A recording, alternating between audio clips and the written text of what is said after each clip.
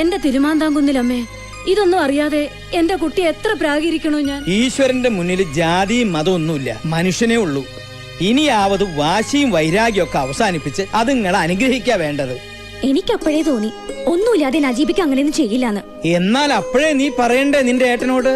അത് പിന്നെ എന്താ ഒരു ഗൂഢാലോചന, ഒരു ചർച്ച? അച്ചു, നമ്മൾ വിചാരിച്ച പോലെ അല്ല കാര്യം. നജീബ് ആതിരയെ അവന്റെയോ അവളുടെയോ കാര്യം ഈ വീട്ടിനകത്ത് കേട്ടു പോകരുതെന്ന് ഞാൻ പറഞ്ഞിട്ടില്ലേ അമ്മയോട്? പുകഞ്ഞ കൊള്ളി പുറത്ത്, അത്ര തന്നെ. അതെങ്ങനെയാ പുകഞ്ഞേന്ന് നീ അന്വേഷിച്ചിട്ടുണ്ടോ? എനിക്ക് അതൊന്നും അന്വേഷിക്കേണ്ട കാര്യമില്ല അമ്മാവ. മുഖത്തായ കരി തേച്ചിട്ടും കുളിച്ചിട്ടും പോണില്ല. ഇതാ ഇപ്പോഴത്തെ പ്രകൃതം, മൂക്കത്ത ശുണ്ടി. ഓപ്പോള് വിഷമിക്കണ്ട, അതൊക്കെ പറയേണ്ട വിധത്തിൽ പറഞ്ഞ് ഞാൻ അവനെ സമ്മതിപ്പിച്ചോളാം. ആ PM എന്ന് പറഞ്ഞവനെ ഇത്തിരി പൂജാസാധനങ്ങൾ വാങ്ങാൻ വിട്ടിട്ടുണ്ടായിരുന്നു. അവൻ എല്ലി പോകിതറേ. നിന്റെ മിക്സിംഗ് കറക്റ്റ് ആണെന്ന് നോക്കിയേ. അപ്പൊ നീ എന്റെ മിക്സിംഗ് പഠിച്ചു അല്ലേ? എന്ത് കാര്യം ഒറ്റത്തവണ കണ്ടാ മതി ഈ PM-ന്. നീ റൊമ്പ ഗട്ടിക്കാരൻ. ഞാൻ കെട്ടിട്ടൊന്നുമില്ല. എടാ, ഗട്ടിക്കാരൻ എന്ന് പറഞ്ഞ സാമർത്ഥ്യക്കാരൻ അർത്ഥം. ഓ, ആ ഗട്ടിക്കാരൻ. അപ്പൊ നമ്മ പറഞ്ഞു നിർത്തിയതെങ്കേ നാഗർകോവിൽ തെലുങ്ക് പടത്തിന്റെ ഷൂട്ടിംഗ്. കോവിൽ ഏതോ കല്യാണം കാണുന്ന ഹീറോയും ഹീറോയിനും. കറക്റ്റ്. ഹീറോയും ഹീറോയിനും റെഡി. അവര് കാണുന്ന കല്യാണത്തിനുള്ള പെണ്ണും റെഡി. പക്ഷേ ചെറുക്കനായിട്ട് അഭിനയിക്കാൻ കൊണ്ടുവന്നവനെ ഡയറക്ടർക്ക് ഇഷ്ടപ്പെട്ടില്ല. ഡയറക്ടർ കോദാണ്ഡരാമറെഡ്ഡി എന്നെ നോക്കി ഒന്ന് പുഞ്ചിരിച്ചു. ബാലാജി, നീ കല്യാണ ചെറുക്കനായിട്ട് അഭിനയിക്കുന്ന ഒരു ഓർഡർ. അന്ന് ഞാൻ ഇതുപോലെ ഒന്നുമല്ല, ഇതിലും പൂസായിരുന്ന സ്മാർട്ടായിരുന്നു. ശിവാജി ഗണേശനില്ലേ, അതുപോലെ. പിന്നെ ഒന്നും നോക്കിയില്ല, കേറി നിന്ന് താലി കെട്ടി ഫസ്റ്റ് ടേക്ക് ഓക്കെ. ഷൂട്ടിംഗ് കഴിഞ്ഞ് ഞാൻ പുറപ്പെടാൻ ഒരുങ്ങുമ്പോ ദേവരനു. ഞാൻ താലി കെട്ടിയ പെണ്ണിന്റെ ചേട്ടൻ രാമകൃഷ്ണനും നാട്ടുകാരും. എന്തിന്? കെട്ടിയ പെണ്ണിനെ ഇവിടെ ഇട്ടുകൊണ്ട് പോയാ കൈയും കാലും വെട്ടുന്നു പറഞ്ഞ് എന്റെ ക്യാമറയും വേഗം അവര് പിടിച്ചെടുത്തു. അപ്പൊ ആ പെണ്ണ് നടിയായിരുന്നില്ലേ? ഷൂട്ടിംഗ് കാണാൻ വന്ന ആ പെണ്ണിനോട് എന്തൊക്കെയോ പറഞ്ഞ് വേഷം കിട്ടിച്ചത് ആ പ്രൊഡക്ഷൻ മാനേജർ തെണ്ടി.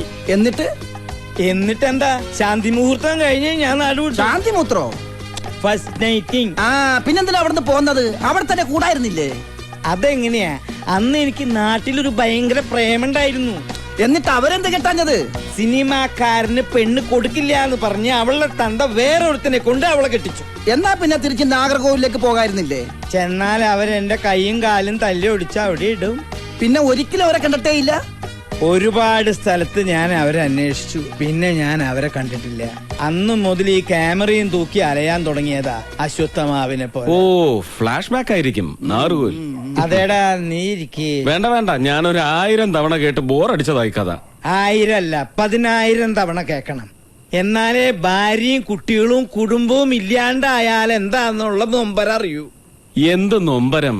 വീണടം വിഷ്ണു ലോകമെന്നും പറഞ്ഞ് പറന്ന് നടന്നൂടെ? സുഖല്ലേ? സുഖം പുറത്ത് നിൽക്കണവർക്ക് അങ്ങനെ തോന്നും, പക്ഷേ ഉള്ളിലെരിയണ തീ ആരും കാണില്ല.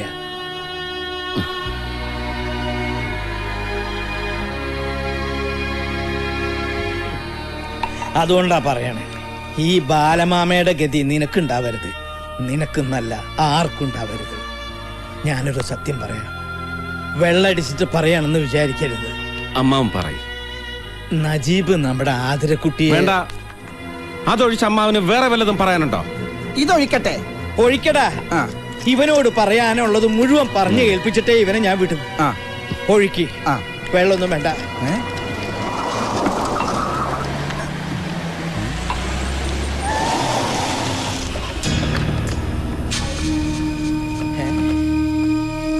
ആരാ ഈ നേരത്ത്? പൈലിപ്പിള്ളയും അയാളുടെ ഗുണ്ടകളുവാ. ആരാ പൈലിപ്പിള്ള? ചിട്ടിക്കമ്പനി മുതലാളിയാ. പിന്നെ കൊട്ടേഷൻ കൊടുക്കും. കൊട്ടേഷനാ? ആരുടെങ്കിലും കയ്യും കാലും തല്ലി ഓടിക്കണ, വണ്ടി കയറ്റി കൊല്ലണ, ഇവന്മാരെ ഏൽപ്പിച്ചാ മതി. ഓരോന്നിനും പ്രത്യേകം റേറ്റാ.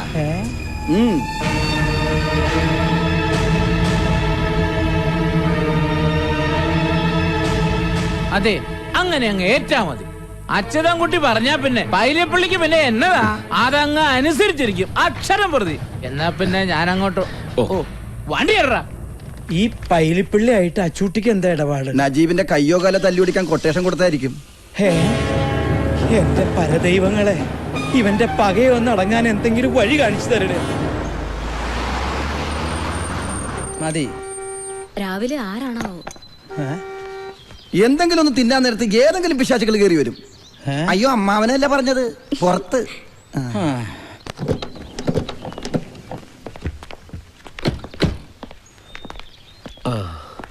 മിസ്റ്റർ അച്യുതൻ കുട്ടിയില്ലേ? ആ ഉണ്ട്, വിളിക്കാം. അച്ചു,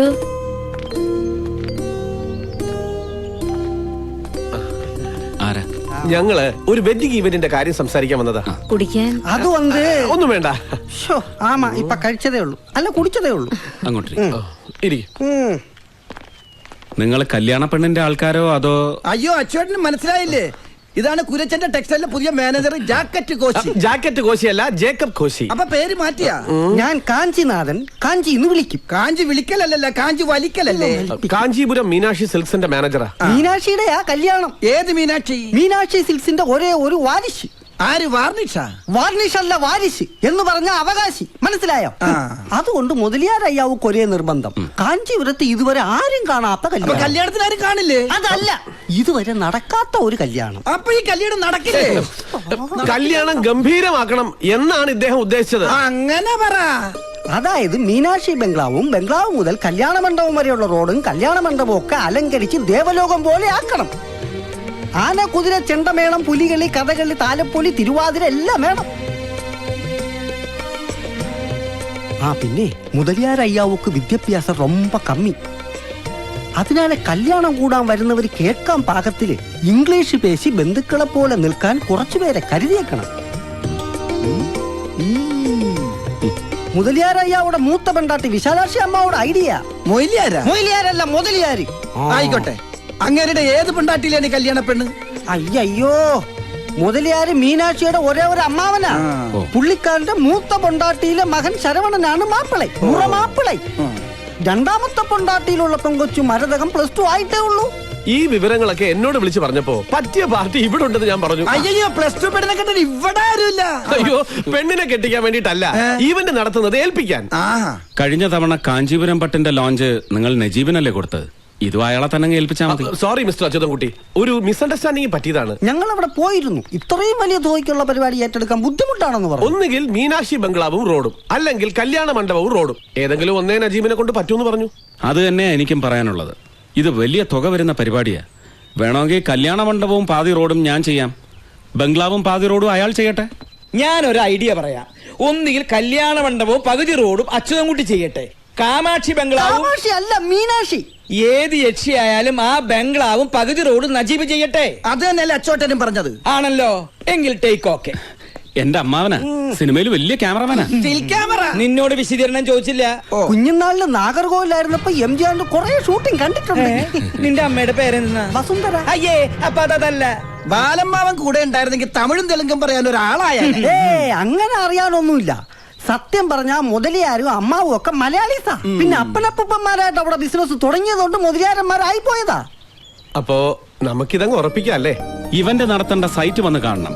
ക്ലയന്റിന്റെ ഡിമാൻഡ്സ് അറിഞ്ഞ് ഡിസൈൻ ചെയ്ത് ബഡ്ജറ്റ് ഇട്ട് ഓക്കെ പറഞ്ഞ് എഗ്രിമെന്റ് സൈൻ ചെയ്താലേ ഞങ്ങൾ ഉറപ്പിക്കും. അതിനൊക്കെ ഇവിടെ ഈ കോശിയുണ്ട്. അപ്പോ പോകുന്ന വഴി നജീബിനെ കണ്ട് എല്ലാം ഫിക്സ് ചെയ്തോട്ടെ. നജീബ് പാതി ഏറ്റാലേ ഞാനുള്ളൂ. ഓക്കെ. അഡ്വാൻസ് എപ്പോഴാ വേണ്ടതെന്ന് വെച്ചാൽ എന്നെ ഒന്ന് ഫോൺ ചെയ്താൽ മതി. എന്തെങ്കിലും ചോദിക്കാനോ പറയാനോ ഉണ്ടെങ്കിൽ ഈ നമ്പറിൽ വിളിച്ചാൽ മതി. ശരി, വരട്ടെ. എന്തായാലും എന്റെ പ്രാർത്ഥന കേട്ട് പരദൈവങ്ങൾ പറഞ്ഞു വിട്ടതാ അയാള്. നജീബും നീയും വീണ്ടും ഒന്നിച്ചൊരു പരിപാടി ഏറ്റെടുത്തല്ലോ, സമാധാനായി. ഒന്നിച്ചൊന്നുമല്ല, ഈ പരിപാടി ഒറ്റയ്ക്ക് ഏറ്റെടുത്ത് നടത്താൻ കഴിയാഞ്ഞിട്ടുമല്ല.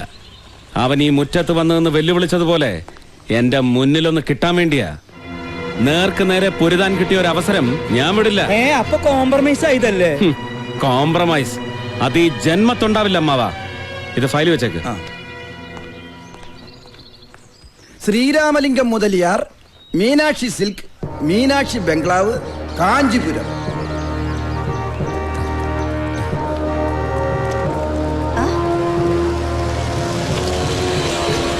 കേരളാവിൽ നിന്ന് ഫോൺ വന്നിരുന്നു. 30-ാം തീയതിക്കുള്ള സാമൂതിരിയെ പട്ടി 200 എണ്ണം തീർത്തേക്കണം. ഡബിൾ സൈഡ് ബ്രോങ്കറ്റ്സ് 100 എണ്ണം. ശരിങ്ങമ്മ. ശരി.